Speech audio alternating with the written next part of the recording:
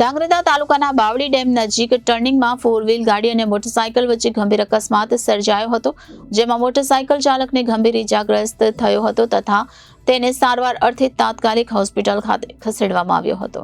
સુરેન્દ્રનગર જિલ્લાનો ધાંગધ્રા તાલુકો જિલ્લાનું મહત્વનું સેન્ટર છે। અહીં ધાંગધ્રાથી કોવિડ મેઇન રોડ વચ્ચે ધાંગધ્રા પડતું હોવાથી છાશવારે અકસ્માત જોવા મળતા હોય છે। ત્યારે સુરેન્દ્રનગર જિલ્લાના ધાંગધ્રા તાલુકાના બાવળી ડેમ નજીક 4 વ્હીલ ગાડી મોટરસાયકલ સામસામે અકસ્માત સર્જાયો હતો। મોટરસાયકલ ચાલકને ગંભીર ઇજાઓ પહોંચતા હોસ્પિટલ ખાતે ખસેડવામાં આવ્યા હતા, જેમાં સરકારી હોસ્પિટલમાં હાજર તબીબ દ્વારા પાટા બાંધીને વધુ સારવાર માટે ખાનગી હોસ્પિટલ ખાતે રિફર કરવામાં આવ્યા હતા। ત્યારે ધાંગધ્રાની સરકારી હોસ્પિટલમાં કોઈ પણ અકસ્માતના કેસ આવતા હોય છે, ત્યારે કોઈ સર્જન ડોક્ટર કે ઓર્થોપેડિક ડોક્ટર ન હોવાના કારણે પેશન્ટને રિફર કરવામાં આવે છે। ત્યારે સરકાર દ્વારા ધાંગધ્રાની અતિ આધુનિક સરકારી હોસ્પિટલમાં કોઈ સારા ડોક્ટરોની નિમણૂક કરવામાં આવે તેવી પણ લોક માંગ ઉઠવા પામી છે। Bureau report Janadesh news, Surendranagar.